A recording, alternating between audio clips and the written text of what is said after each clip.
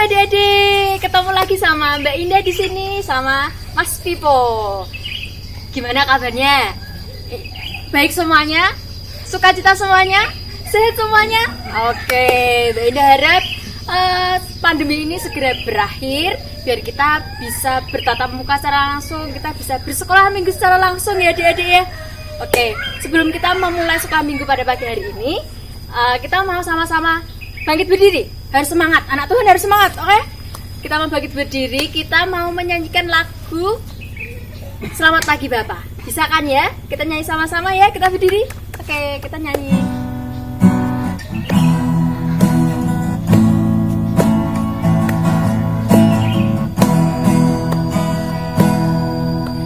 Selamat pagi Bapak, selamat pagi Yesus, selamat pagi Roh Kudus.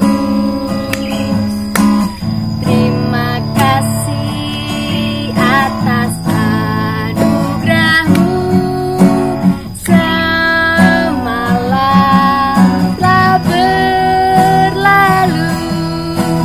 Ku memuji,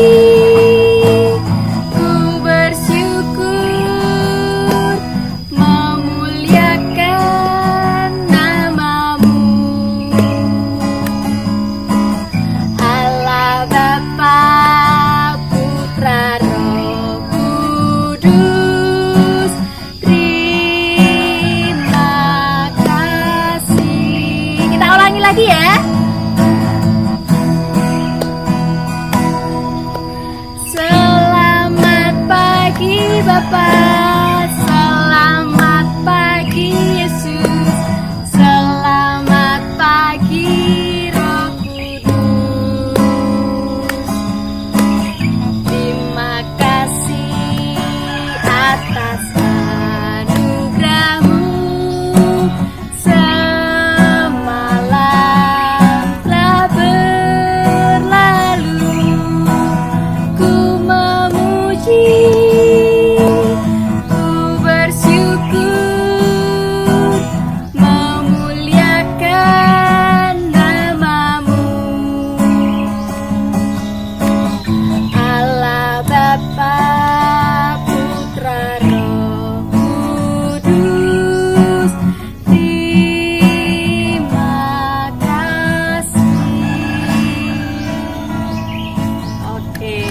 terima kasih. Tadi lagunya mengajarkan kita selamat pagi Bapak, karena Tuhan Yesus telah memberikan semangat sama kita. Kita udah dikasih kesehatan, kita masih bisa bermain. Nah, tapi pada sekolah minggu hari ini kita mau sama-sama belajar menjadi anak Tuhan yang tetap semangat, yang mengandalkan Tuhan, tetap harus berdoa supaya kita bisa berkumpul, bisa sekolah minggu sama-sama lagi Mas Pipo ya. Oke. Nah, sebentar lagi kita mau, sebelum kita memulai sekolah minggu selanjutnya, kita mau bersatu dalam doa. Siapkan duduk yang manis ya. Kita mau sama-sama berdoa sama Tuhan untuk ibadah sekolah minggu hari ini. Mari kita berdoa.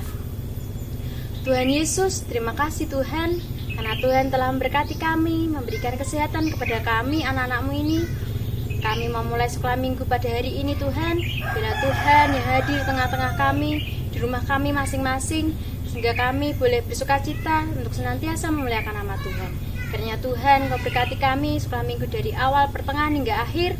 Bila Tuhan yang campur tangan untuk sekolah minggu pada pagi hari ini. Terima kasih Tuhan, bila Tuhan yang hadir mengurapi kami satu persatu. Terima kasih Tuhan Yesus, haleluya, amin. Oke, sebentar lagi kita mau mendengarkan firman Tuhan.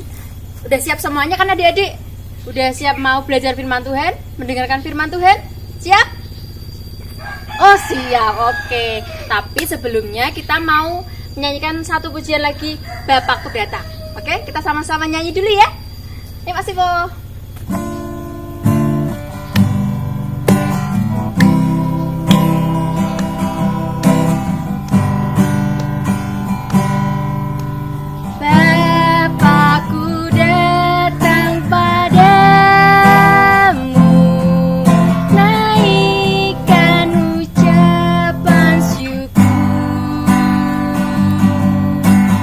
Atas kasih anugerah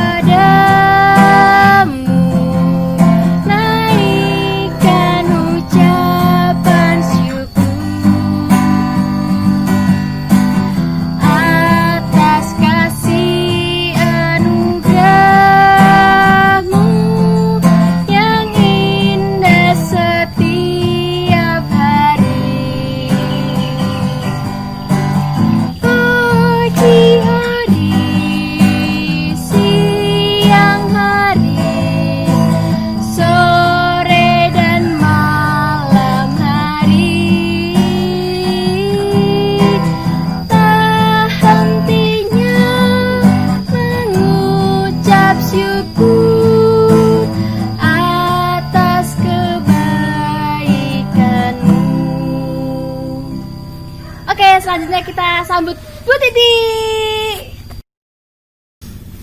Halo adik-adik, sekarang sudah siap untuk mendengarkan firman Tuhan ya? Siap, Bu Guru. Oke, sebelum kita mendengarkan firman Tuhan, kita akan berdoa dulu. Mari kita berdoa. Tuhan Yesus, kembali kami menghadap hadirat-Mu Tuhan.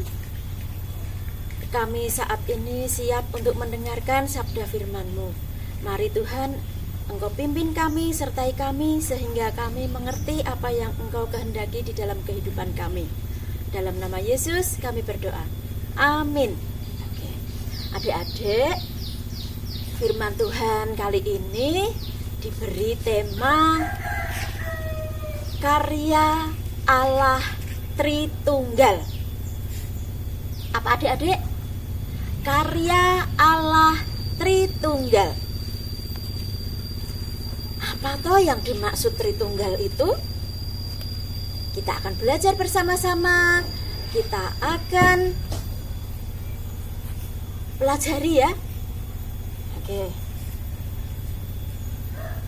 Bu Titik punya ilustrasi.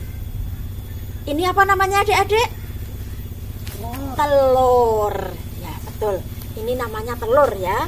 Ini Bu Titik kupas dulu. Akan Bu Titik kupas.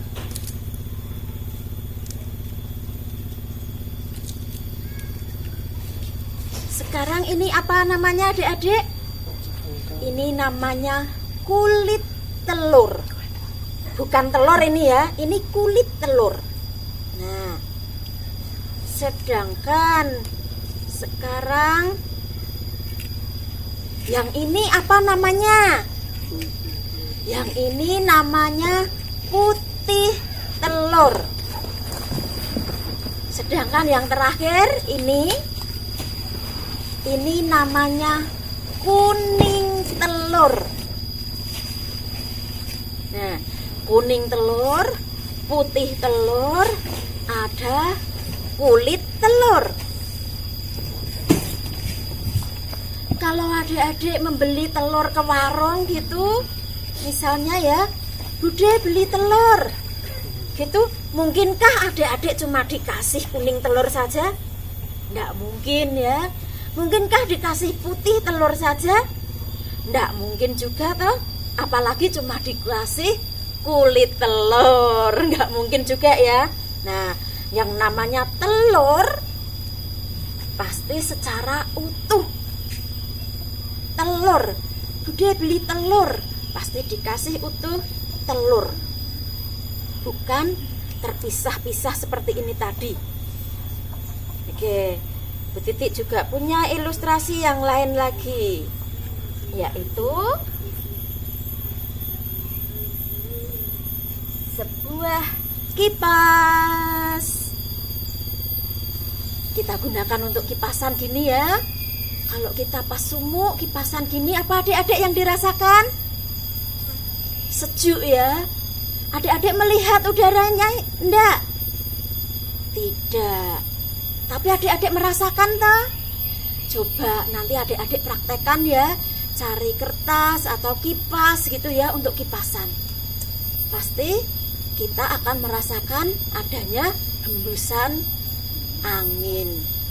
Oke, kita berlanjut ke cerita kali ini, firman Tuhan pada saat ini.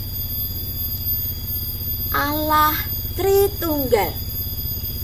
Sebenarnya siapa toh Allah Tritunggal itu? Yang pertama kita kenal Allah Tritunggal itu yaitu Allah Bapa. Kita sebut sebagai Allah Bapa. Siapa Allah Bapa itu? Allah Bapa yaitu Allah yang menciptakan dunia ini, menciptakan segala isinya, menciptakan alam semesta ini. Itulah Allah Bapa. Yang sering kita kenal juga ya, Allah Bapa itu yang menuntun bangsa Israel pada waktu itu, pada zaman itu. Allah Bapa menuntun bangsa Israel keluar dari tanah Mesir. Kalau malam hari berwujud tiang api, kalau siang hari tiang awan. Itu tuntunan Allah Bapa kepada bangsa Israel. Allah Bapa juga sering berfirman kepada bangsa Israel melalui siapa adik-adik? Melalui nabinya. Nabi itu adalah utusan Allah untuk menyampaikan firman-Nya, untuk menyampaikan kehendak Allah kepada umat manusia. Tetapi apa yang terjadi adik-adik? Meskipun Allah Bapa sudah memimpin bangsa Israel, sudah berfirman kepada bangsa Israel melalui nabi-nabinya, tetapi bangsa Israel itu masih sering memberontak, masih sering berbuat salah. Allah Bapa juga mengingatkan kepada bangsa Israel untuk melakukan korban penebusan kalau mereka bersalah, kalau mereka berdosa.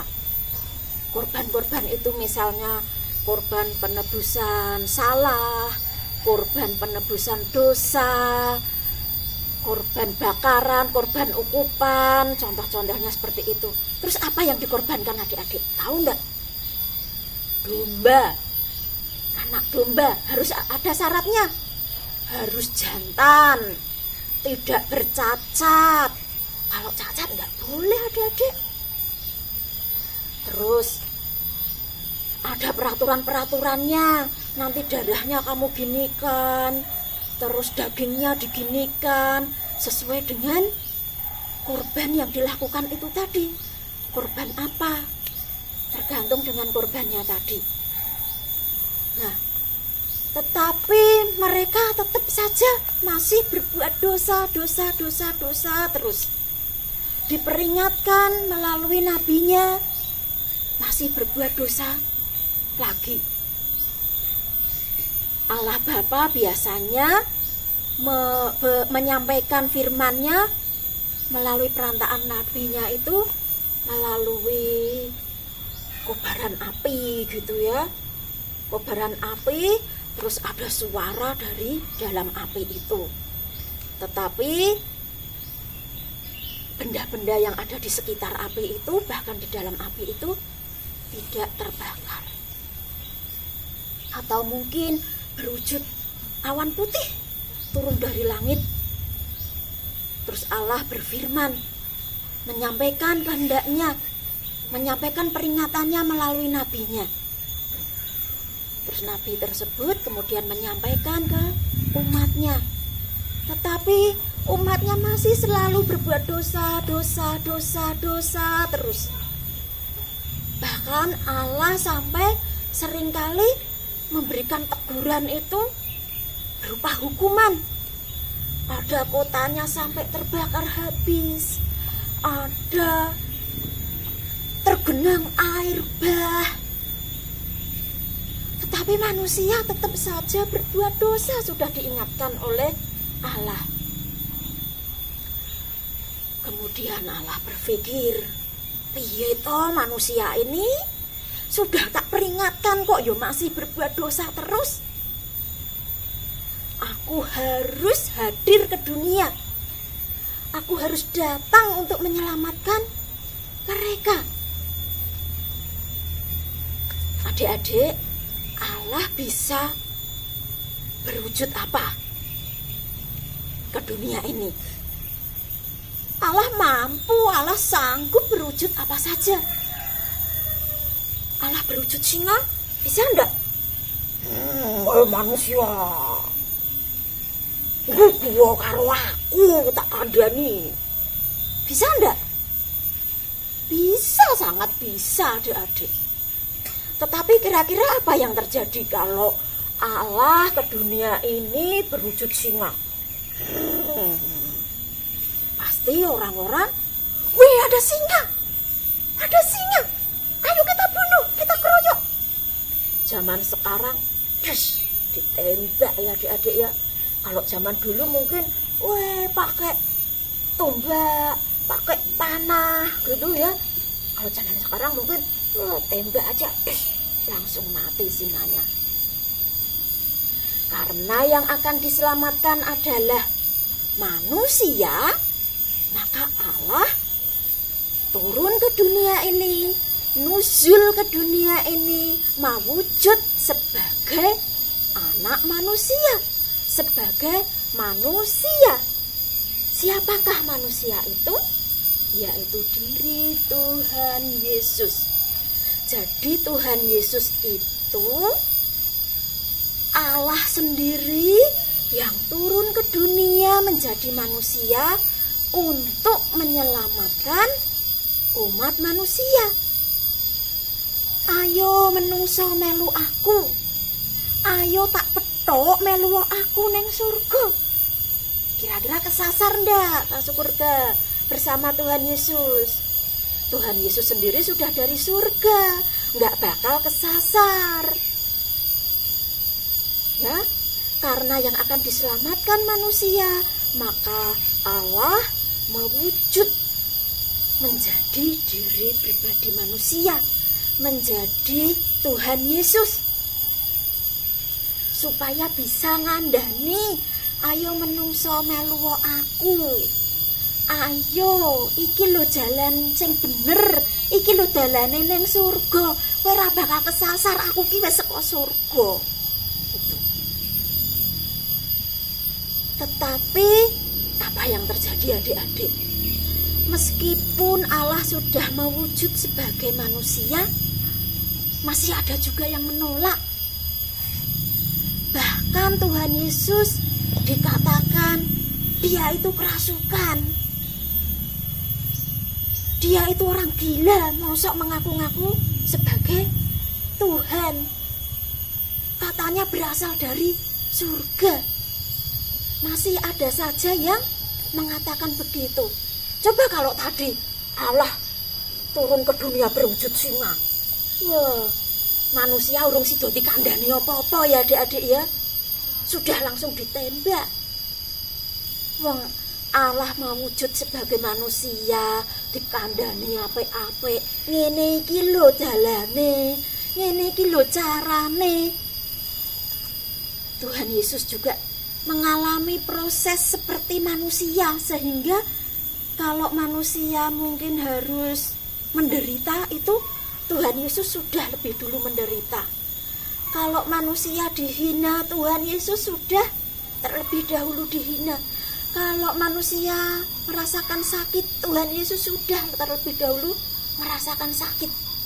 Karena Tuhan Yesus dihina, dicaci maki, dicambui, dihajar, merasakan kesakitan, bahkan akhirnya Tuhan Yesus mati di kayu salib. Ceritanya tidak berhenti sampai di sini. Tuhan Yesus mati di kayu salib, tidak. Tuhan Yesus mati di kayu salib itu adalah tubuh jasmaninya yang mati, tetapi rohnya tidak mati. Bahkan tubuh jasmaninya pun bangkit kembali dari antara orang mati. Pada hari yang keberapa adik-adik? Pada hari yang ketiga Tuhan Yesus bangkit. Itu menunjukkan kalau Tuhan Yesus itu sebenarnya Allah sendiri. Allah yang turun ke dunia, mewujud sebagai manusia untuk menyelamatkan manusia. Tetapi masih saja banyak manusia yang menolaknya. Tuhan Yesus mati, pada hari yang ketiga bangkit dari antara orang mati. Tuhan Yesus mengalahkan maut. Tuhan Yesus juga masih menampakkan diri kepada para murid-muridnya, para sahabatnya setelah dari kematiannya. Bukan hantu ya. Terbukti dari waktu itu pernah Tuhan Yesus menanyakan, adakah padamu makanan? Aku lapar. Kalau hantu lapar enggak? Tidak. Terus ada salah satu murid juga yang tidak percaya kalau Tuhan Yesus bangkit. Karena pas Tuhan Yesus menampakkan pada murid-muridnya, dia tidak ada. Aku tidak percaya kalau Tuhan Yesus bangkit sebelum aku mencucukkan jariku ke lubang bekas paku maupun ke lambungnya. Akhirnya Tuhan Yesus menampakkan diri lagi. Pas murid itu juga ada. Tuhan Yesus langsung memanggil murid itu dan menyuruhnya mencucukkan tangannya. Ayo cucukkan tanganmu ke dalam bekas paku ini sama bekas tombak di sini. Kemudian murid tadi bersujud. Tuhan, aku percaya Engkau adalah Tuhan. Tidak jadi mencucukkan jarinya. Adik-adik, pada hari yang ke-40 setelah Tuhan Yesus bangkit, apa yang terjadi adik-adik? Siapa yang tahu? Betul, Tuhan Yesus terangkat ke surga. Murid-muridnya awalnya sedih. Tuhan, bagaimana kami nanti? Engkau masih menyertai kami? Itu saja banyak yang menolak kabar baik ini, kabar sukacita ini. Jalan kebenaran yang disampaikan, kami sampaikan untuk menuju ke surga. Apalagi nanti Tuhan, kalau Engkau sudah tidak beserta kami, bagaimana? Kami takut.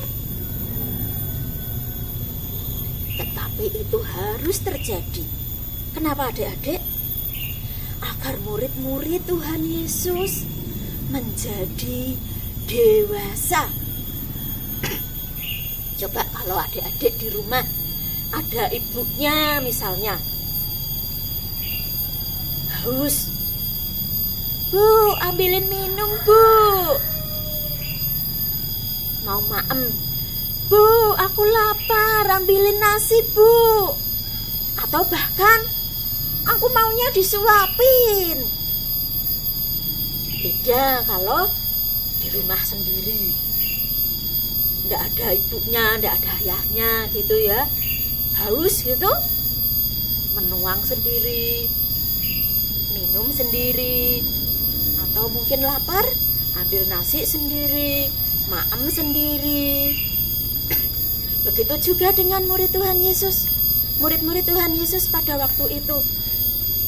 Tuhan Yesus ingin murid-muridnya itu menjadi dewasa, semakin kuat dalam iman. Tidak apa-apa, Gusti tolong, Tuhan tolong. Tidak seperti itu. Tetapi pengen murid-muridnya itu cepat dewasa, bisa mengabarkan kabar baik, kabar sukacita, kabar tentang keselamatan itu ke seluruh dunia sampai ke ujung bumi.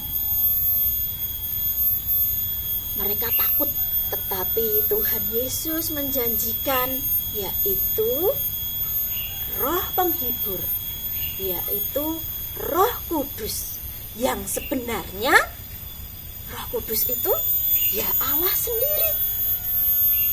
Tadi ada Allah Bapa. Allah Bapa itu yang menciptakan segalanya tadi ya. Terus turun ke dunia, berwujud manusia, yaitu yang kita panggil sebagai Allah Anak atau Putra, yang menebus dosa manusia dalam pribadi Tuhan Yesus. Dan yang ketiga, karena tadi Tritunggal gitu ya, yang ketiga yaitu Roh Kudus, Roh Penghibur yang menyertai para murid-muridnya. Tuhan Yesus mencurahkan Roh Kudusnya kapan adik-adik? Pada hari ke-10 setelah Tuhan Yesus terangkat ke surga, yang kita peringati pada hari Minggu kemarin. Murid-murid menjadi berani untuk memberitakan berita tentang kebenaran, berita tentang keselamatan itu, bahwa hanya mengikuti Tuhan Yesus, hanya percaya Tuhan Yesus, manusia akan diselamatkan.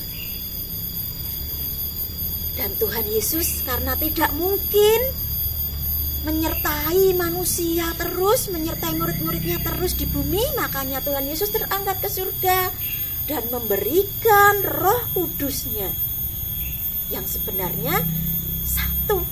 Allah, Putra, dan Roh Kudus ini satu, menyertai manusia, menyertai murid-muridnya, bahkan sekarang menyertai kita semua. Kita memang tidak bisa melihat Roh Kudus itu, tetapi kita bisa merasakannya. Seperti kipas tadi, adik-adik ya. Kipas ini juga melambangkan Tritunggal, Allah yang satu, tapi ada 3 sebutan. Allah Bapa, yaitu yang menciptakan alam semesta ini tadi ya. Berulang-ulang Bu Titik sebutkan, tidak apa-apa ya. Terus Allah Anak, yaitu dalam pribadi Tuhan Yesus. Dan Allah Roh Kudus, yaitu ya Roh Allah sendiri itu yang menyertai kita. Kita tidak bisa merasakan, kita tidak bisa melihat Roh Kudus itu, tapi kita bisa merasakan kehadirannya. Seperti kipas ini, kalau kita gunakan untuk kipasan ya adik-adik, kita tidak bisa melihat anginnya, tetapi kita bisa merasakan udara yang bergerak. Kita bisa merasakan hembusan, kita menjadi sejuk. Nah, itulah Roh Kudus. Kita bisa merasakan kehadiran Roh Kudus di dalam hidup kita. Allah Tritunggal yang kita sebut sebagai, yang kita panggil ada Allah Bapa, Allah Anak, dan Roh Kudus. Yang ini sebenarnya adalah satu, yaitu Allah. Hanya kita panggil saja yang berbeda, hanya kita sebut saja yang berbeda. Kita sebut Allah Bapa karena sebagai pencipta, kita sebut sebagai Allah Anak karena yang hadir dalam kehidupan manusia sebagai anak. Yesus melalui proses pertumbuhan dari anak-anak dulu juga, terus tumbuh menjadi remaja, tumbuh menjadi pemuda, dewasa, melakukan pelayanannya di dunia ini, menebus dosa-dosa kita, dan kita sebut sebagai Roh Kudus karena Roh itu yang memimpin kita, yang sebenarnya adalah satu kesatuan yang utuh. Seperti tadi gambaran telur tadi, telur yang utuh, bisa dikatakan telur itu kalau masih utuh. Kalau kulitnya saja disebut kulit, tidak bisa disebut telur. Kalau putihnya saja tidak bisa disebut putih. Demikian juga kalau kuning saja juga tidak bisa disebut telur. Tetapi telur adalah kesatuan yang utuh. Tuhan Bu Titik tidak menyamakan Allah dengan telur, enggak ya. Cuma ini hanya sebagai penggambarannya saja. Allah itu utuh satu. Allah itu satu. Hanya kita panggil sebagai Allah Bapa, Allah Anak, dan Roh Kudus. Mudeng ya sampai di sini? Nah, adik-adik, sekarang Bu Titik mau tanya. Kalau ada yang mengatakan Tuhane wong Kristen ki telu, betul enggak? Tidak ya. Tuhannya orang Kristen ya satu, Allah. Cuma dipanggil sebagai Allah Bapa, Allah Anak, dan Allah Roh Kudus. Tapi Tuhannya tetap satu. Ya, oke, jelas? Mudeng? Ya. Terus sekarang kalau ada pertanyaan lagi, ada pernyataan, bukan pertanyaan ya, pernyataan. Tuhane wong Kristen ki manusia kok dianggap jadi Tuhan. Ngawur wong Kristen ki. Betul ndak adik-adik? Salah ya. Bukan orang, bukan manusia dianggap menjadi Tuhan. Bukan, sama sekali bukan. Tetapi Allah sendiri yang turun ke dunia. Allah yang turun ke dunia mau wujud sebagai manusia. Mudeng ya adik-adik.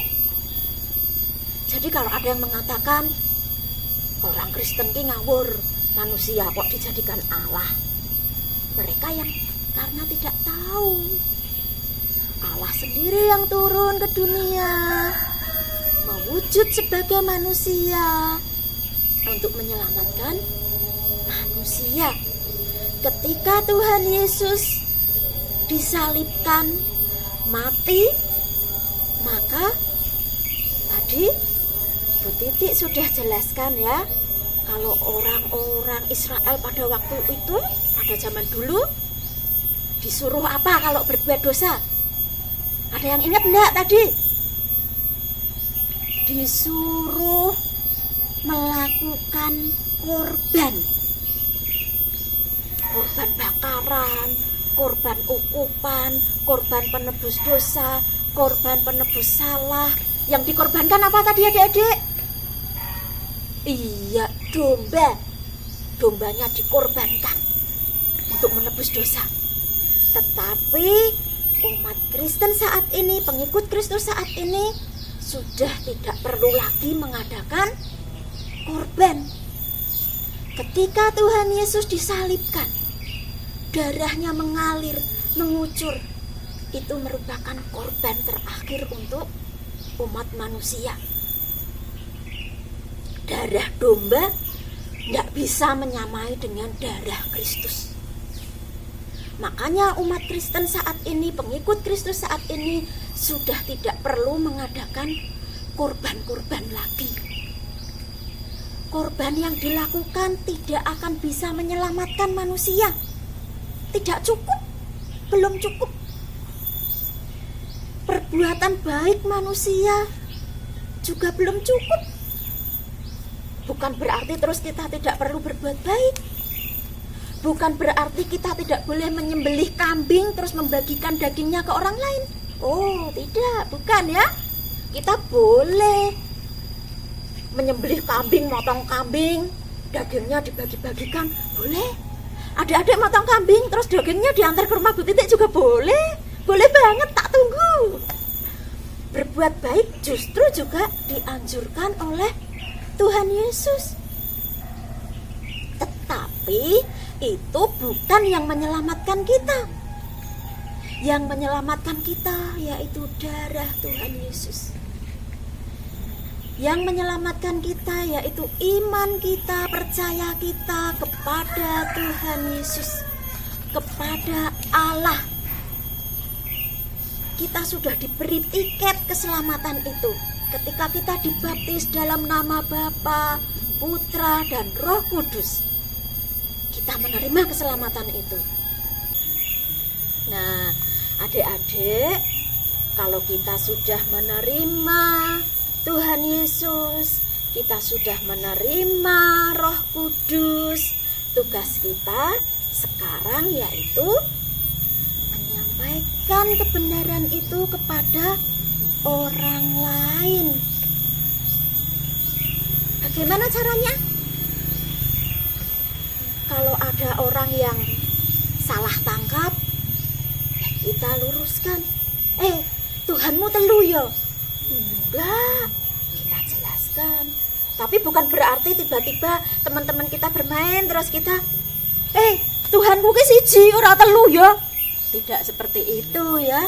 Kalau ada ya pertanyaan, yang paling sederhana, yang paling gampang untuk memberitakan kabar sukacita itu, keselamatan itu, yaitu itu tadi. Kita berbuat baik, kita bersikap rendah hati, sabar, yaitu menghasilkan buah-buah roh tadi. Oke adik-adik, semoga Firman Tuhan saat ini membuat adik-adik mudeng, membuat iman kita tambah teguh di dalam Kristus. Karena Allah telah berkarya bagi kita. Karya Allah Tritunggal benar-benar kita rasakan, benar-benar menyelamatkan kita. Kita rasakan saat ini dalam kehadiran Roh Kudus. Semoga adik-adik mudeng ya adik-adik ya. Allah Tritunggal, Allah Bapa yang menciptakan alam semesta dan isinya, Allah Anak, Putra, yaitu dalam pribadi Tuhan Yesus, Allah sendiri yang turun ke dunia mewujud sebagai manusia. Dan yang terakhir adalah Allah Roh Kudus yang menyertai kehidupan kita. Amin. Kita akan tutup firman Tuhan ini dengan berdoa. Mari kita berdoa. Tuhan Yesus, kami telah mendengarkan sabda firman-Mu Tuhan. Biarlah kiranya kuat kuasa Roh Kudus-Mu yang memampukan kami untuk memahami Allah Tritunggal itu. Terima kasih untuk pengorbanan-Mu di kayu salib. Terima kasih untuk kehadiran kuasa Roh Kudus-Mu di dalam kehidupan kami, sehingga kami bisa melanjutkan tugas-tugas kami sebagai pengikut-Mu. Mampukan kami Tuhan untuk menghasilkan buah-buah Roh Kudus, buah-buah roh di dalam kehidupan kami Tuhan. Terima kasih Tuhan, di dalam nama-Mu kami berdoa. Amin. Oke adik-adik, udah mendengarkan firman Tuhan dari Bu Titi tadi. Semoga adik-adik terpaham ya yang udah disampaikan firman Tuhan melalui Bu Titi tadi. Tadi firmannya tentang apa, masih ingat kan? Masih kan? Gak lupa kan? Ayo, gak lupa loh. Tentang apa tadi? Tentang Tritunggal, itu ya. Oke, kalau jadi adik-adik kalau ditanya sama teman-temannya di sekolah atau teman-temannya yang ada di rumah, kalau ditanya Tuhannya orang Kristen ada berapa? Satu jawabnya, gitu ya. Ada Allah Tritunggal, Allah Bapa, Allah Putra, dan Roh Kudus. Gitu ya adik-adik ya. Semoga dari firman yang disampaikan dari Bu Titi tadi, kita bisa sama-sama belajar, kita bisa memahami apa yang telah Tuhan sampaikan melalui firman dari Bu Titi tadi. Oke? Selanjutnya kita kesempatan suka minggu pada pagi hari ini, kita mau memberikan persembahan yang dari Tuhan luar biasa, menyertai kita, memberkati kita, udah ngasih kita apapun yang kita mau. Nah, tiba saatnya kita mau memberikan persembahan. Kita mau iringi lagu dengan pujian Beri Syukur. Kita nyanyi sama-sama ya.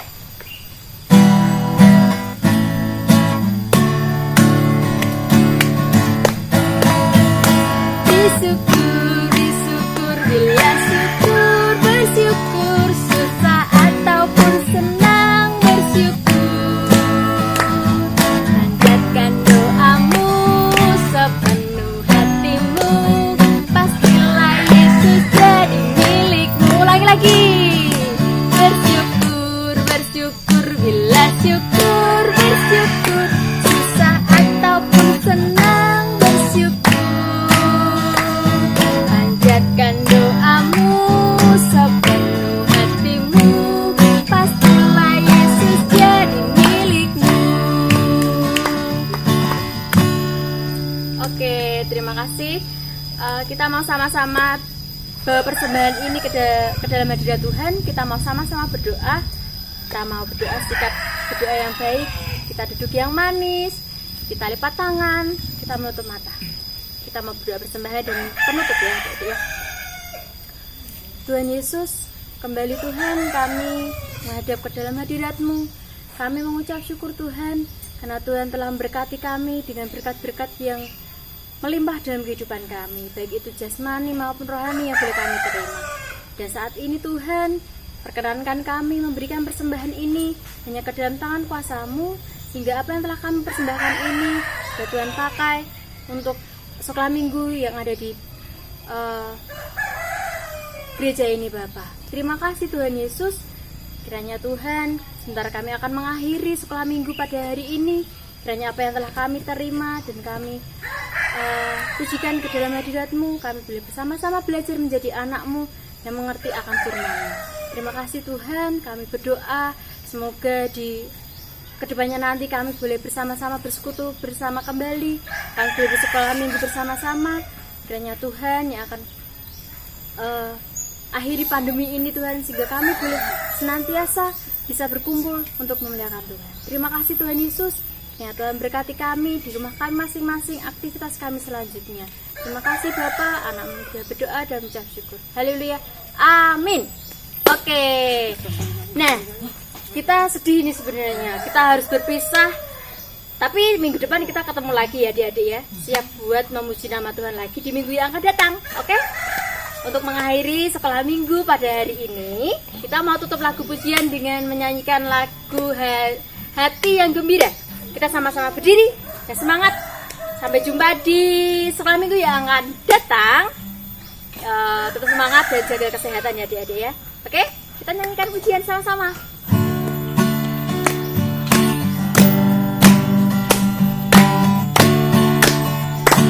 Hati yang gembira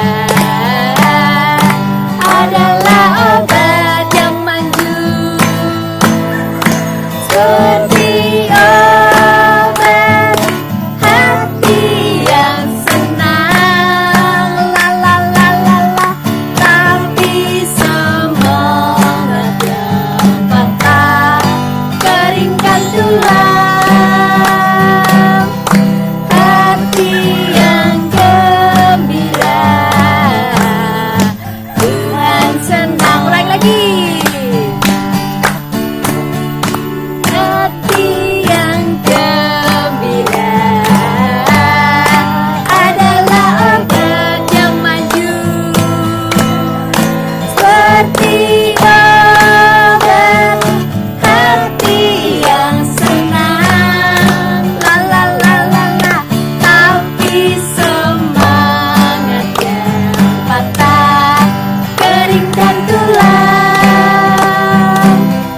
Hati yang gembira,